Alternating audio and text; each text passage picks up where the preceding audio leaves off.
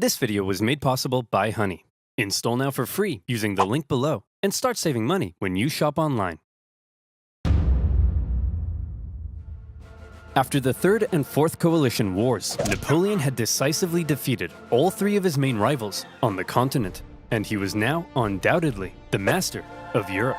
After the Battle of Friedland, his enemies sued for peace, and they all met on a raft on a river for negotiations. They had been fighting for the past 4 years, but now Napoleon and Alexander surprisingly got along like a house on fire. They laughed together, they chatted long into the night, they kissed. The two had a lot of mutual respect, and Napoleon even told his wife that if Alexander were a woman, I would make him my mistress.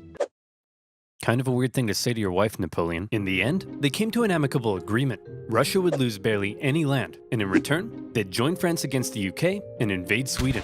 Win-win.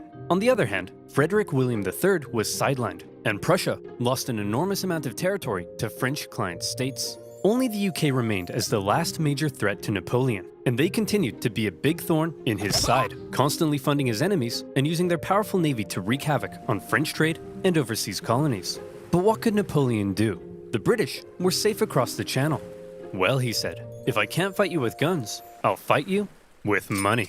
Earlier in 1806, Napoleon had announced the Continental System, a total shutoff of the UK from continental trade. No one in Europe was to trade with Britain, and Napoleon hoped that by hitting their economy, he could force them to negotiate. The British economy did take a hit, and they responded in their typical fashion, by going to Copenhagen and blowing a bunch of stuff up. But in general, the British managed to stay afloat by simply increasing their trade with other parts of the world. Many neutral countries found themselves stuck between a rock and a hard place as the two European superpowers demanded they cease trade with the enemy. Hey America, you better not trade with the French or else I'll come burn down the White House. What? This is gonna wreck my economy. I need to start saving money. How the heck am I gonna start saving money? Yeah, that's right, you know where this is going. Do you like shopping in store? Of course not. Then you'd have to get up and use your legs. Gross. Well, what if I told you you could save money doing your shopping from the comfort of your own outhouse, allowing you to upgrade your outhouse to a porta potty? Go you! Honey is a free browser extension that scours the internet for promo codes and applies the best one it can find to your cart. Here I am buying 12 liters of hair gel so I can look my best. I just click this button and Jiminy Crickets. Honey stepped in and helped me save 40 bucks. Honey is completely free and has found Oversimplified viewers over $403,000 in savings so far. So seriously, why haven't you added it to your browser yet, you dingus? Click on the link below, joinhoney.com/oversimplified, and you can get Honey for free in 2 easy clicks. That's joinhoney.com/oversimplified to start saving money on your online shopping. Now where were we? Oh yeah. Making peace with the Russians, a continental blockade, and blowing up Copenhagen. Sick of being blown up for doing almost nothing, and under significant pressure from Napoleon, the Danish officially sided with France. But Napoleon's blockade had the biggest effect on continental Europe, who were now cut off from a major trading partner, one that controlled the seas and held a rich, growing empire. And a lot of countries didn't fully comply. Portugal, a traditional British ally, refused to take part. No problem. Napoleon sent an army and invaded. But it wasn't just Portugal. Many of Napoleon's allies were also suspect. Your Majesty, it seems that Spain isn't properly enforcing your blockade. Spain? Why not? Well, it appears they've been trying to find a way out of being your ally since they lost their fleet at Trafalgar. What is with these people? It's almost like everyone's only pretending to be my ally because they know otherwise I'd beat them up. Do I even have any real friends? Are you my friend, Pierre? Say yes or I'll slap you. Napoleon had come to mistrust his ally to the south, and in particular, Napoleon thought the Spanish royal family were an incompetent mess. All right, Carlos, you've got to get it together. How can I trust you when all you do is go hunting? Meanwhile, you let this ambitious nobody who dislikes me run the country, and you seem to be the only person in the universe who doesn't realize he's boinking your wife. And what's worse, who the heck are you? I'm the king's son. I just overthrew my dad. So, actually, now I'm the king. You people are the biggest cluster of shameless, narcissistic idiots and all around just the worst people I've ever met. Here, have a Kid's Choice Award. French forces, many having conveniently already entered Spain to invade Portugal, occupied Spanish forts, and Napoleon invited the Spanish royals to France to help mediate their differences. All right, we're here with the royal family of Spain. So, Fernando, you've been accused of plotting against your father and vying for the Spanish throne. What do you have to say for yourself? Well, Napoleon, I just think great. Well, I've got the test results right here. Fernando, in the case of the Spanish throne, you are not the king. And Carlos, you are also not the king. I'm the king! Actually, Napoleon made his brother the king, but for all intents and purposes, Spain was now his puppet. He expected the Spanish people to be over the moon at the removal of their unpopular royal family. Imagine his surprise when it turned out that people don't really like to be subjugated by a foreign power, least of all one who had previously attacked the Catholic Church. And so the people of Spain revolted. Brutal fighting broke out as bands of armed Spaniards ambushed French troops across the kingdom, and vicious atrocities were committed on both sides. In addition to fighting the regular Spanish and Portuguese forces, the French had to contend with tens of thousands of guerrilla fighters throughout the Spanish countryside. The British even took the opportunity to land an army led by the future Duke of Wellington. And now, British forces were defeating French ones on land. Napoleon briefly went to Spain in person, and he did drive back the Allied armies, but before long, his attention was needed elsewhere.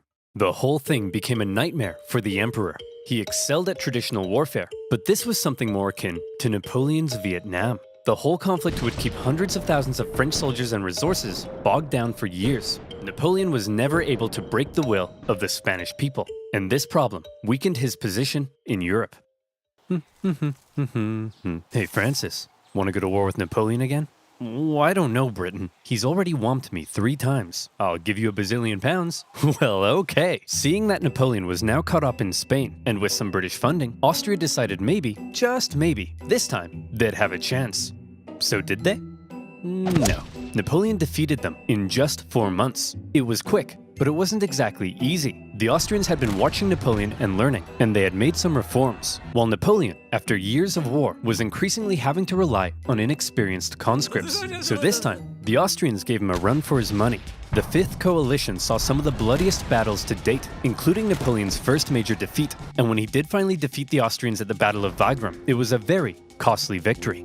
Still, Napoleon had yet again kicked Francis's butt, and as part of the peace terms, Austria lost a bunch more land. Not long after, however, Napoleon and Francis came to another agreement. It was decided that Napoleon would marry Francis's young daughter. But wait, doesn't Napoleon already have a wife? Well, yes, he did. Josephine and Napoleon had become quite fond of one another, but now that Napoleon was playing the monarch game, he needed a male heir, and his aging wife wasn't giving him one, so it was out with the old and in with the new. At least he didn't behead anyone. For Austria, they felt that if Napoleon was going to keep on winning, they may as well be on his side. So through the marriage, Napoleon got an alliance with Austria and a beautiful baby potato. Between the failing blockade against Britain, the ongoing war in Spain, and now his recent struggles in Austria, cracks in Napoleon's invincibility were beginning to show. But still, look at this map. So blue, so beautiful. Even Sweden, after being pulverized by Russia, overthrew their king, and after an interesting chain of events, ended up putting one of Napoleon's own marshals in charge. Marshal Bernadotte took the name Karl Johan and became Crown Prince of Sweden, after agreeing to join Napoleon's continental system. For now, Sweden was Team France. Napoleon was on top of the world. He had won an endless string of victories. All he had to do now was sit back and not make any major miscalculations that could completely turn the tide of war. So let's see what comes next. France's alliance with Russia was a terrifying prospect. Together, the two could have been unstoppable, but unfortunately, the alliance didn't last. The Russians felt they weren't getting a fair deal. Napoleon's Duchy of Warsaw right on their doorstep was a bit of an insult, and then their economy began to tank because of Napoleon's British blockade.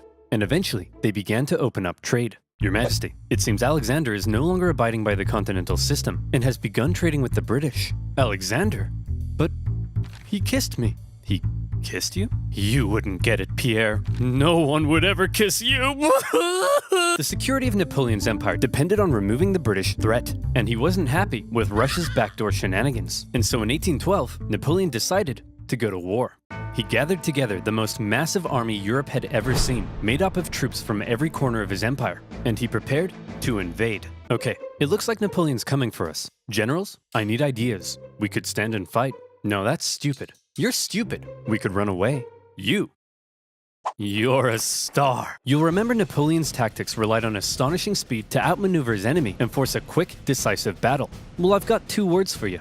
Scorched earth. If his opponent retreated while scorching the earth, his men couldn't live off the land. And if his men couldn't live off the land, he needed his supply trains. And if he needed his supply trains, he couldn't move quickly. And if he couldn't move quickly, he couldn't outmaneuver his enemy. And if he couldn't outmaneuver his enemy, I think you get the point.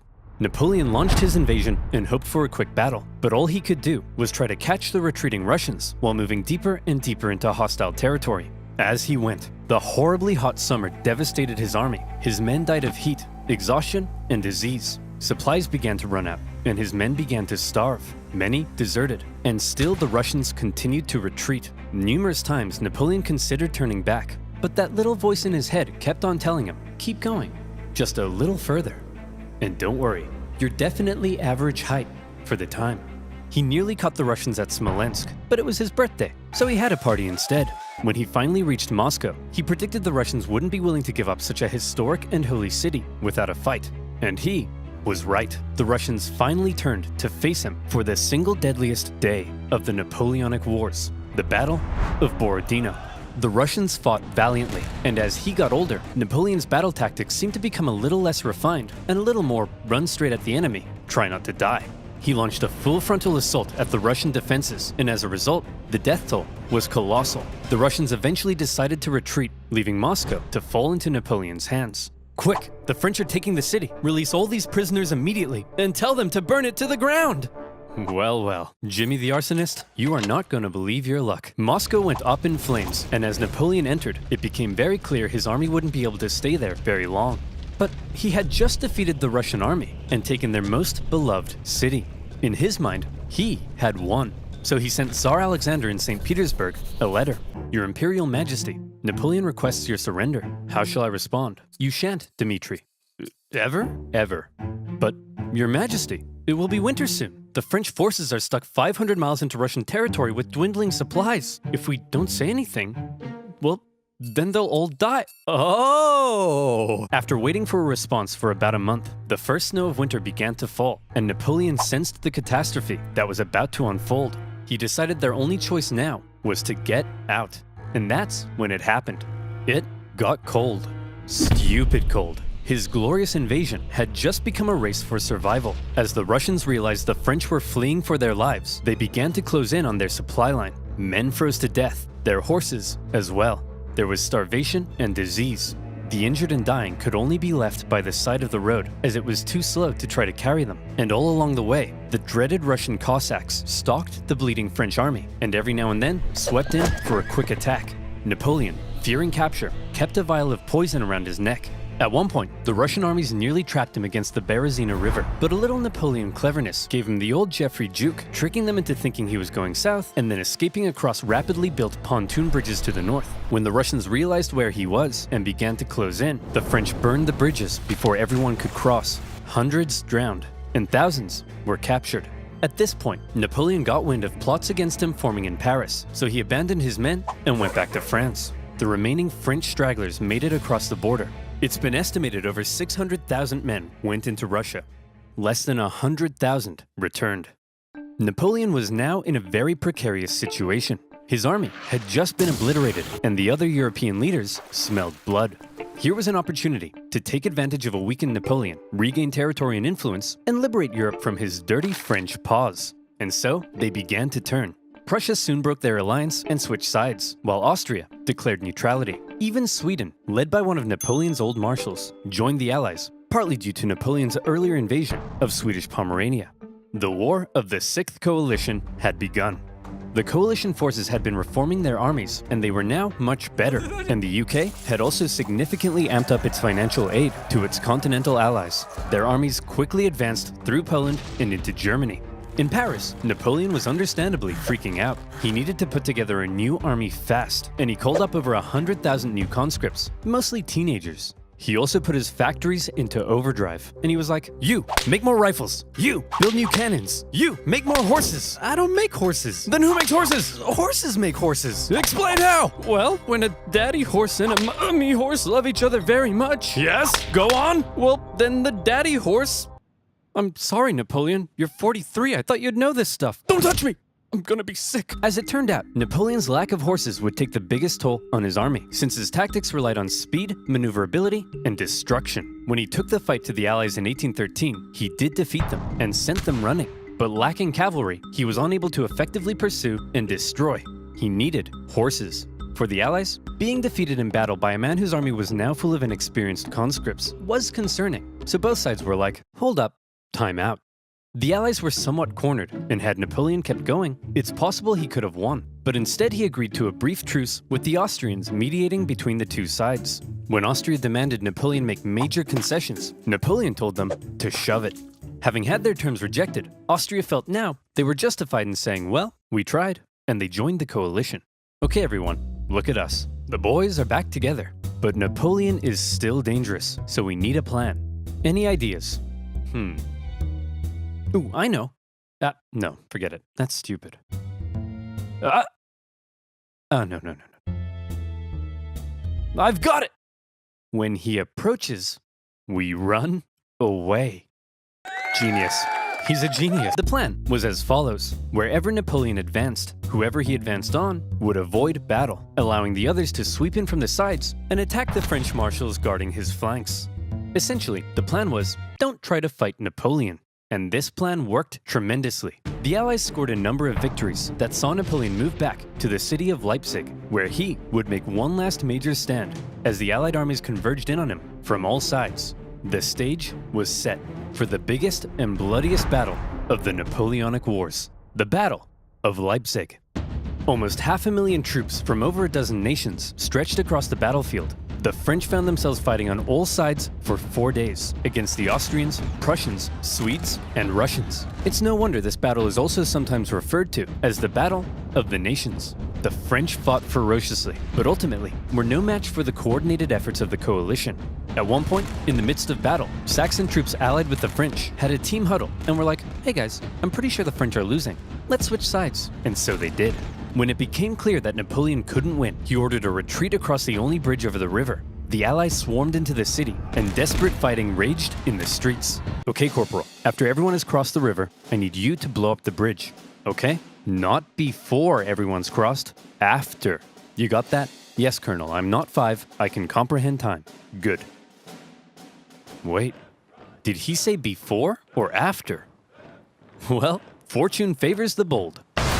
The bridge was blown early, and 30,000 French troops were stranded and captured. A disaster. And with that, the dominoes were beginning to come crashing down on Napoleon. In the south, an army under the British Duke of Wellington had been pushing the French out of Spain for the past few years, and were now crossing into France. Austrian armies had pushed into Italy, while Napoleon's old flamboyant cavalry commander, Murat, who Napoleon had made king of Naples, decided to switch sides. German states, many resentful after years under Napoleon's thumb, turned against him, and the Confederation of the Rhine collapsed. Bernadotte invaded Denmark, and they were forced to join the coalition, while the Netherlands were liberated. You'd think Napoleon might have seen the writing on the wall, but he was Napoleon, and so instead, he prepared to keep fighting. As attitudes in Paris were already beginning to turn against him, he called up more conscripts to defend the exhausted nation. As for the Allies, they weren't sure exactly what they were aiming for here. A few peace offers were floated that may have let Napoleon keep his position, but the British kept throwing around even more money, and eventually, they all agreed that the ultimate aim was the deposition of Napoleon entirely. And so, Napoleon embarked on one of his most famous campaigns to defend the homeland. He was completely outnumbered, but the Allied armies had split up and spread out. His army was so small that he could move at lightning speed, and he used this to his advantage. In the famous 6 Days campaign against Prussian General Blücher, he attacked from all directions and defeated Blücher's forces 4 times, only suffering 1/10 of the casualties he inflicted. Even with his back completely to the wall, Napoleon was still Napoleon. Then he turned south to take on Schwarzenberg's army of Bohemia and enjoyed even more victories. However, Napoleon's problem was that he couldn't be everywhere at once, and wherever he wasn't, the Allies continued to push towards Paris. He made one last-ditch attempt at moving in behind the enemy lines and cutting off their communications, but Paris was in disarray, and the people were sick of war. One ambitious and slightly treacherous politician sent the Allied armies a letter basically saying, "Hey guys, come on in." And so, they did. The city's defenders surrendered, and as the Allied leaders entered Paris, the people cheered them as bringers of peace. Paris had fallen. Quick, marshals, gather your men. We're gonna launch an assault on Paris. Where are my marshals? They all left and told me to give you this note. Napoleon's marshals had realized what he hadn't. It was over, and they insisted all that was left now, for the good of France, was for him to abdicate. And without the support of his army, Napoleon had no choice. He hoped his son could take his place, but it was decided instead to restore the old Bourbon monarchy. Old King Louis XVI's brother would become the King of France. It was almost like the French Revolution had never even happened. But what will we do with Napoleon? We can't have a hyperactive 44-year-old menace running around reigniting revolutionary ideals and plotting his return. Well, why don't we send him, I don't know, there. The location chosen for Napoleon's exile was the small island of Elba, just off the coast of Italy. Napoleon was to rule over the island, and even got to keep the title Emperor of Elba. The Allies must have been in stitches when they came up with that. When he learned what his fate was to be, he drank the poison he had been keeping around his neck. But it had gone out of date, so instead of a quick and painless death, he got a painful stummy-wummy instead. Before he left France, he addressed his oldest and closest guard one last time, making an emotional speech that ended with him kissing their flag. And off he went to exile. The deal that was given to him was actually quite generous. His family were given titles, he was to receive a state pension from France, and he was able to receive many distinguished visitors, all eager to come and meet the famed emperor. And he ruled over Elba well, improving infrastructure and introducing many legal and social reforms aimed at improving life on the island. Hey Napoleon, just coming in to check on how it's all going. Holy smokes! But it wasn't all good. For one thing, he learned of the death of his first wife Josephine and was deeply saddened. He was forbidden from seeing his son and current wife, and in Austria, Emperor Francis had ordered a local count to seduce her, so she would forget about Napoleon. Then, the new King Louis XVIII refused to give Napoleon his agreed pension. He was under constant threat of assassination, and there were even rumors that the Allies were thinking of relocating him somewhere even more remote. But the biggest problem was that Napoleon was once the master of Europe. He had lived a thrilling life of adventure, fame, and glory. Now, he found himself on a tiny island in the Mediterranean, and he was bored. Wouldn't it be nice if he could somehow return to France and reclaim his throne? Hey Napoleon, want to go back to France and reclaim your throne? I would, Pierre. But how? Well, I was thinking we could just take this boat. Will that work? Surprisingly, yes. Pierre, remember when I told you no one would ever kiss you? Yes, sire. Well, pucker up, boyo. Yay. When Napoleon left Elba, it wasn't really the daring escape you might think. He basically had kind of a leaving ceremony, hopped on a ship, and sailed back to France. He brought with him an army of about 1,000 men, and he began his journey to Paris. However, in Paris, there was now a new king, and at first, the people largely accepted him because the last few years of war under Napoleon had brought immense death and economic suffering. That's right, the king is back, baby. Divine right to rule. Don't worry, everyone. I know the economy is kaput, but I and my courtiers will withdraw into this palace, and we will definitely work as hard as we can to fix everything.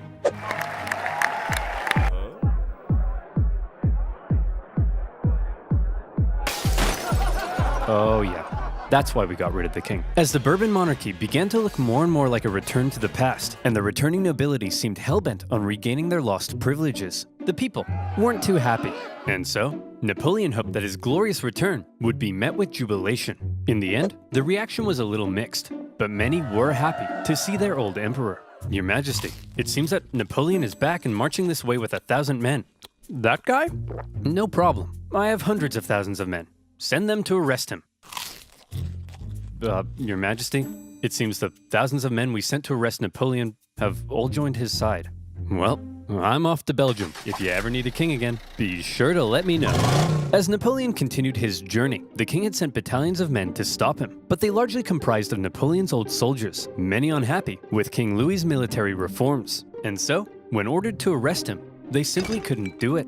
In one famous incident, the troops began to cry out, "Long live the Emperor." When Napoleon reached Paris, with King Louis having fled, he entered unopposed to reclaim his throne. Napoleon was back from the dead. Okay everyone, now that we've finally gotten rid of that guy, let's try to make sure something like this can never happen again. What's that doing there? Hey fellow monarchs!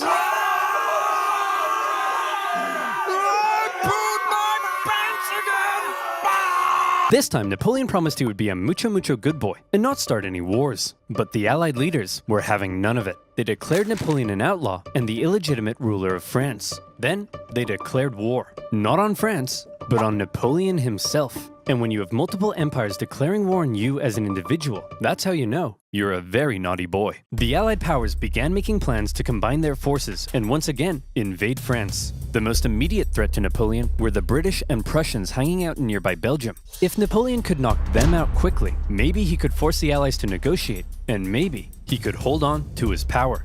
Together, the two armies to the north outnumbered him, so he made a plan to divide them and take them on separately. Historians debate how much of a chance Napoleon had here, but this same strategy of dividing and conquering had worked for him multiple times. He marched north with 125,000 men and took on the Allies in a number of initial engagements, defeating the Prussians before turning to take on the British. But to Napoleon's dismay, miscommunication and hesitation among his marshals allowed both enemy armies to retreat, and crucially, rather than fleeing east, the Prussians moved north, where they could remain in contact with the British. Napoleon sent a force to hold off the Prussians as he moved in on the British, now holding a defensive position at Waterloo. Prussian General Blücher sent word that he would come to Wellington's aid if he could just hold off the French for long enough. Napoleon had to defeat Wellington before the Prussian army could arrive in force, and it was close. The British held the high ground and a number of key defensive buildings across the battlefield. After waiting some hours he didn't have for the ground to dry, Napoleon sent men to assault the Hougoumont farm, but the British-German garrison there held out. French Marshal Ney launched a number of miscalculated cavalry charges at the British lines. The British formed defensive square formations, and they tore the French cavalry to shreds, while one guy chose the absolute worst time to go on a bender. The French did manage to capture a farmhouse directly in front of the British line, and from there, they unleashed artillery hellfire on the British square formations. And as Napoleon sent his Imperial Guard in to finish the British off, a nervous Wellington knew his lines were at breaking point. But the Prussians had earlier begun to arrive, and now they were arriving in large numbers. And after the British held out and sent the French Imperial Guard running, the French lines panicked, fearing they had been encircled, and they began to flee. The Battle of Waterloo was an Allied victory. And with that, Napoleon's hopes of returning to glory were vanquished. He knew he was defeated. He went to the British and said, "Can I please have a house near London?" And the British replied, "No." Instead, to make sure Napoleon was put away once and for all, they sent him to one of the most isolated and remote places they could think of, a tiny island in the Atlantic Ocean, St. Helena. Here, a deeply isolated and depressed Emperor Napoleon would live the remaining years of his life. His house was a wooden bungalow, not exactly on par with the Tuileries Palace. Much to his frustration, his captors referred to him as General, rather than calling him Emperor. His mail was censored, his visitors were vetted. There was almost no way he could escape such an isolated island. But just to be sure, he was guarded by 2,000 British soldiers and 2 ships that circled the island 24 hours a day. He had once been the most powerful man alive, and images of the victorious Napoleon depict a strong leader, hand firmly in jacket. Depictions of Napoleon on St. Helena show a disheveled old man, hand firmly in pants. He had lost everything. And by the way, he was only 46, so maybe it's about time you know what? You're doing all right, kid. Napoleon fought one last battle while on the island. The battle for his reputation. He spent hours writing his memoirs, espousing his achievements, recording his greatness, and turning himself and his story into a phenomenal legend. And in this battle, he certainly succeeded. His mark on history cannot be denied.